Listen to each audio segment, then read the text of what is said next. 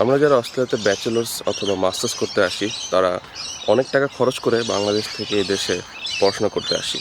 So আমাদের অনেকের মাঝে একটা কোশ্চেন থাকে যে আমরা যখন এত টাকা খরচ করে বাংলাদেশ থেকে এই দেশে পড়াশোনা করতে আসব, তখন পড়াশোনা শেষ হওয়ার পরে আসলে আমাদের কি হবে? আমরা কি পার্মানেন্টলি এই দেশে থাকতে পারবো, নাকি আমাদের বাংলাদেশে ব্যাক করতে হবে? যেহেতু আমি নিজেও একজন স্টুডেন্ট, এই মুহূর্তে আমি আমার মাস্টার্স করছি অস্ট্রেলিয়াতে। 1 বছর অলরেডি আমার অতিবাহিত হয়ে গেছে, আর 1 বছর হাতে রয়েছে।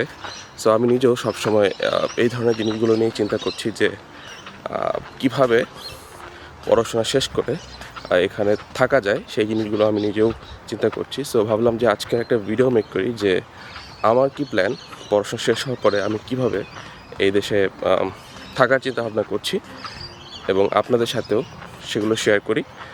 বিকজ তাহলে আপনারাও একটা আইডিয়া পাবেন যে কীভাবে কী ওয়েতে আসলে এখানে থাকা যায়। যদিও আমি কোনো মাইগ্রেশন এজেন্ট না, অর্থাৎ লিগালি আমার সেই রাইট নেই যে আমি আপনাদেরকে ভিসা রিলেটেড কোনো অ্যাডভাইস দিব, বাট আমি হচ্ছে সার্টিফাইড এডুকেশন এজেন্ট কাউন্সিলর, অর্থাৎ এডুকেশন রিলেটেড ইনফরমেশন আমি আপনাদেরকে দিতে পারবো, সেই লিগাল রাইট আমার রয়েছে। সো প্রথমে যে জিনিসটা আপনাদের বুঝতে হবে যে আপনারা যখন স্টুডেন্ট ভিসায় আসলেতে আসবেন, তখন আপনাদের যে ভিসা ক্যাটাগরিটা থাকবে সেটা হচ্ছে সাবক্লাস 500। সো এটা একটা ভিসা ক্যাটাগরি, এটা আপনাকে 2 বছর, 3 বছর বা 4 বছরের জন্য দেওয়া হবে। তো আপনি যদি মাস্টার্স প্রোগ্রামে আসেন তাহলে সাবক্লাস 500 আপনি 2 বছরের জন্য পাবেন। আপনি যদি ব্যাচেলার্স করতে আসেন তাহলে হয়তো 3 বছর অথবা 4 বছরের জন্য পাবেন। তো এই ভিসাটা হচ্ছে আপনাকে এই জন্যই দেওয়া হবে যে আপনি এখানে পার্মানেন্টলি থাকছেন না, আপনি এখানে পড়াশোনা করতে এসেছেন এবং পড়াশোনা শেষ করে আপনি এই দেশ থেকে চলে যাবেন। সো এই জিনিসটার উপর বেস করে আপনাকে এই ভিসাটা দেওয়া হয়। তো আপনি যখন পড়াশোনা করবেন সাবক্লাস 500-এ ভিসায়, তখন আপনার পড়াশোনা শেষ হয়ে যাওয়ার পরেই আপনি যেই কাজটা করতে পারেন সেটা হচ্ছে আপনি টেম্পোরারি রেসিডেন্ট ভিসায় চলে যেতে পারেন, যেটা হচ্ছে টিআর, সেটা হচ্ছে 485। তো আপনি যখন মাস্টার্স বা ব্যাচেলার্স এদেশে কমপ্লিট করেন তখন আপনি অটোমেটিক টিআরের জন্য এলিজিবল হয়ে যান। টিআর যে জিনিসটা, যে ভিসাটা বললাম যে 485, সেটা হচ্ছে আরেকটা ভিসা ক্যাটাগরি। সেই ভিসাটা আসলে সব ইন্টারন্যাশনাল স্টুডেন্টরাই পেয়ে থাকে। আপনি যদি এই দেশে আসলে 2 বছর পড়াশোনা করেন অ্যাটলিস্ট, তাহলে মোটামুটি সবাই এই ভিসাটা পেয়ে যায়, এখানে কোনো সমস্যা হয় না, এটা মোটামুটি সবার জন্য গ্যারান্টিড। তো টিআরে যখন আপনি একবার যাবেন বা 485-এ যখন চলে যাবেন, এর পরবর্তীতে আপনি কিন্তু আবার স্টুডেন্ট ভিসায় কনভার্ট হতে পারবেন না। অর্থাৎ টিআর আপনি একবারই পাবেন, এটা আপনাকে একবারই সুযোগ দেওয়া হবে।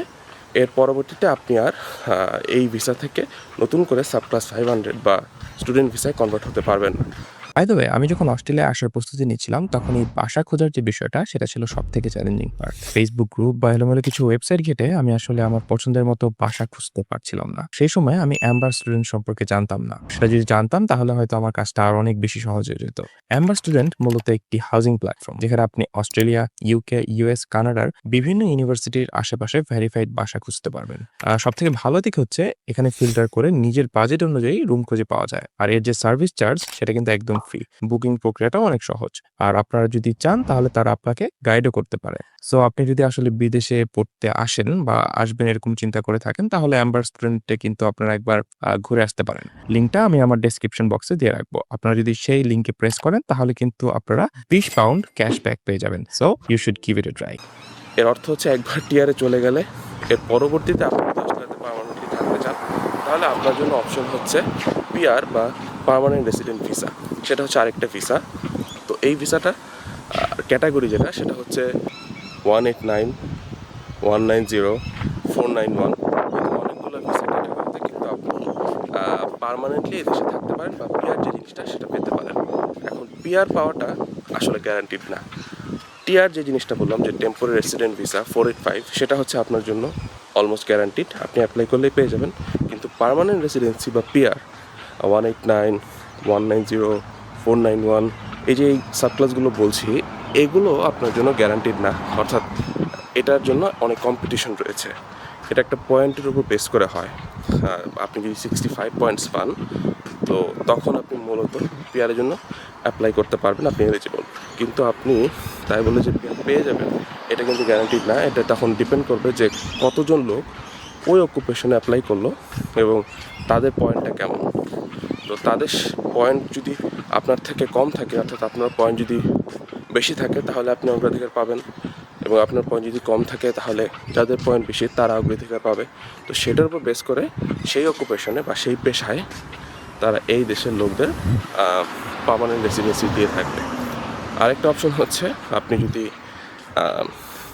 কোনো স্পন্সর ম্যানেজ করতে পারেন, অর্থাৎ আপনি যেই সাবজেক্টে নিয়ে পড়াশোনা করবেন সেই সাবজেক্টে থেকে পাশ করার পরে আপনাকে সেই অকুপেশন বা সেই সাবজেক্ট রিলেটেড অকুপেশনে একটা স্পন্সর ম্যানেজ করতে হবে, বা কোনো একটা কোম্পানির ওনার যদি মনে করে যে আপনি তার জন্য অনেক ভ্যালুয়েবল তার কোম্পানিতে, তখন সে কিন্তু আপনাকে স্পন্সর করতে পারে।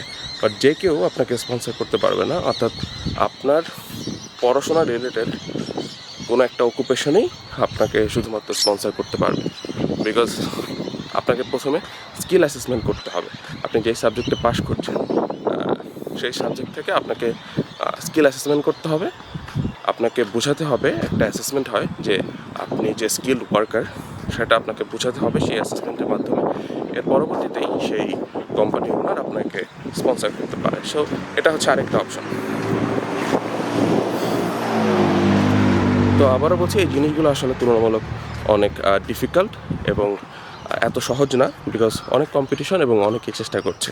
সো এক্ষেত্রে একটা অপশন আপনাদের জন্য এরকম হতে পারে যে আপনারা যদি সাব ক্লাস 500 থেকে পড়াশোনা শেষ করে এর পরবর্তীতে টিআরে না যেয়ে আবার স্টুডেন্ট ভিসায় কনভার্ট হন। তো সেটা কীরকম, ধরেন আপনি অস্ট্রেলিয়াতে ব্যাচেলার্স কমপ্লিট করলেন, এর পরবর্তীতে আপনারা টিআরে না যেয়ে এই দেশে আরেকটা মাস্টার্স করলেন। তো সেক্ষেত্রে আপনি কিন্তু আরও 2 বছর এখানে থাকতে পারছেন। অথবা আপনি যদি মাস্টার্স করেন, আপনি কিন্তু মাস্টার্স করা শেষ করে আবার মাস্টার্স বাই রিসার্চ করতে পারেন। সেক্ষেত্রে আপনি এদেশে আরও 2 বছর থাকতে পারছেন। এবং মাস্টার্স বাই রিসার্চ করলে যে বেনিফিটটা হবে সেটা হচ্ছে আপনি কিন্তু 10 পয়েন্ট এক্সট্রা পাবেন।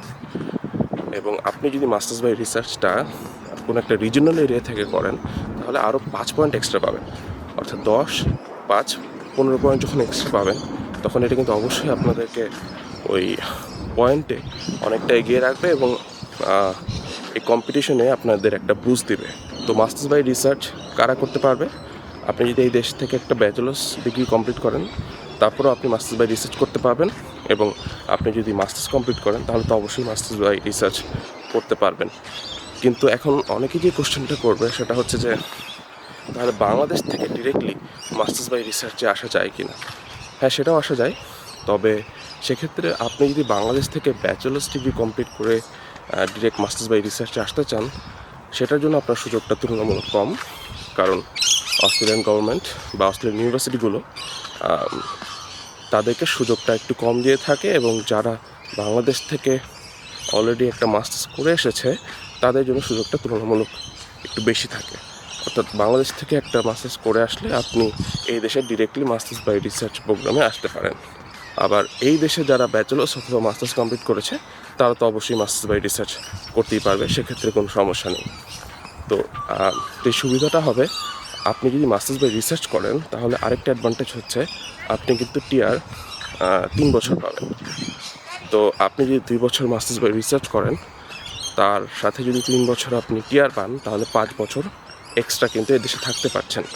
তো সেক্ষেত্রে আপনার যে পয়েন্ট সেটাও বেড়ে যাচ্ছে এবং আপনি এক্সট্রা থাকতেও পারছেন, এবং সেই 5 বছর থাকার যে পিরিয়ডটা সেই পিরিয়ডে আপনি কিন্তু আরও টিআর পয়েন্ট গেদার করতে পারেন, যেটা আপনাকে পরবর্তীতে হেল্প করবে।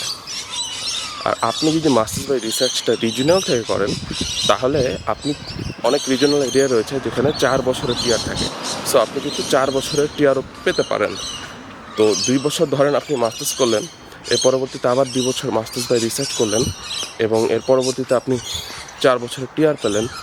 সব মিলিয়ে যদি আপনি অস্ট্রেলিয়াতে 8 বছর যাবত থাকেন তাহলে অবশ্যই আপনার জন্য পিআর পাওয়াটা কিছুটা ইজি হবে আমাদের থেকে, বিকজ আপনি অনেক লং টাইম যাবত থাকছেন এবং আপনি কিন্তু অনেক নতুন নতুন ওয়ে বের করতে পারবেন যে কীভাবে পার্মানেন্টলি এখানে থাকা যায় এবং কীভাবে পয়েন্টগুলো আরও গেদার করা যায় সেই বিষয়ে কিন্তু আপনি আরও কাজ করতে পারবেন। আরেকটা ওয়ে হচ্ছে অনেকে যে কাজটা করে সেটা হচ্ছে অনেকে পড়াশোনার পাশাপাশি ট্রেড কোর্স করে। ট্রেড কোর্স কেন করে? কারণ এই দেশে আসলে ট্রেডিস যারা বা ট্রেড ওয়ার্কার্স যারা, তাদের অনেক চাহিদা এবং এখানে অনেক ঘাটতি রয়েছে। তো আপাতত যে জিনিসটা আমরা লক্ষ্য করতে পারছি যে অনেক কম পয়েন্টেই মানুষ কিন্তু ট্রেড কোর্স থেকে পিআর পেয়ে যাচ্ছে। তো সেক্ষেত্রে যে জিনিসটা হয় যে অনেক ক্ষেত্রে 65 পয়েন্টসে মানুষ হচ্ছে পিআরের জন্য কল পেয়ে যায়। তো এই জন্য অনেকে পড়াশোনার পাশাপাশি যে কাজটা করে যে ট্রেড কোর্স করে, আবার অনেকে টিআরে যে ট্রেড কোর্স করে। তো ট্রেড কোর্স করলেও মোটামুটি অনেকে পার্মানেন্ট রেসিডেন্সির যে রেসটা সেখানে অনেকে এগিয়ে থাকে। এবং মেইন কোর্সের পাশাপাশি যারা ট্রেড কোর্স করে তারা মূলত শুধুমাত্র এই দেশে পার্মানেন্টলি থাকার জন্য ট্রেড কোর্সটা করে, এবং পিআর পেয়ে যাওয়ার পরে তারা কিন্তু আর সেই রিলেটেড কোনো জব করে না। তারা তাদের নিজস্ব পড়াশোনা যেই সাবজেক্টে সেই সাবজেক্ট রিলেটেড জবগুলোই করে থাকে। সো ট্রেড কোর্সটা হচ্ছে তাদের শুধুমাত্র একটা পার্মানেন্ট রেসিডেন্সি পাওয়ার একটা সহজ উপায়। তো এই অনেকগুলো ওয়েতে আপনি আসলে অস্ট্রেলিয়াতে পড়াশোনা শেষ করার পরে থাকতে পারেন। বিষয়টা এরকম না যে পড়াশোনা শেষ করেই আপনাকে চলে যেতে হবে। আপনি টেম্পোরারি রেসিডেন্ট ভিসায় অর্থাৎ টিআরে 2 বছর থাকতে পারেন। এই 2 বছর হচ্ছে আপনার জন্য একটা সুযোগ। সেই 2 বছরে আপনাকে পিআরের জন্য সব কিছু রেডি করতে হবে এবং পিআরের জন্য নিজেকে প্রস্তুত করতে হবে। যদি পিআর পেয়ে যান তাহলে আপনি অবশ্যই পার্মানেন্টলি দেশে থাকতে পারছেন। সেটা হচ্ছে আরেকটা ভিসা, সেটা আপনাকে 5 বছরের জন্য দেওয়া হবে। এর পরবর্তীতে সেই 5 বছর শেষ হলে আপনাকে কিন্তু আবার হচ্ছে ভিসাটা এক্সটেন্ড করতে হবে। ঠিক আছে? তো পিআর একবার পেয়ে গেলে অবশ্যই আপনার জন্য এটা একটা অ্যাডভান্টেজ, বিকজ পিআর পেয়ে যাওয়া মানে আপনি এখানে পার্মানেন্টলি থাকতে পারছেন। যদিও এটা 5 বছরের জন্য, বাট তারপরে আবার 5 বছর শেষ হয়ে গেলে আপনি আবার 5 বছর এক্সটেন্ড করে আরও 5 বছর নিতে পারবেন। কিন্তু একবার সিটিজেনশিপ পেয়ে গেলে পিআরের পরবর্তী ধাপ যেটা সিটিজেনশিপ, সেটা যদি আপনি একবার পেয়ে যান তাহলে তো আপনি আপনার আর ভিসা রিলেটেড কোনো ঝামেলা নেই। আপনার আর ভিসা এক্সটেনশনও করতে হচ্ছে না, কিছুই করতে হচ্ছে না। আপনি মোটামুটি এখানে নাগরিক, এবং আপনি সকল ধরনের নাগরিক সুযোগ সুবিধা পাবেন, আপনি ভোট দিতে পারবেন। সো এটা হচ্ছে আপনার আলটিমেট গোল। তো এই হচ্ছে বিভিন্ন ওয়ে, যে ওয়েগুলোতে এই দেশে আসলে থাকা যায়। আমি আমার পার্সপেক্টিভটা শেয়ার করলাম। আশা করি ভিডিওটা আপনাদের জন্য অনেক হেল্পফুল হবে। Thanks for watching and see you guys next time.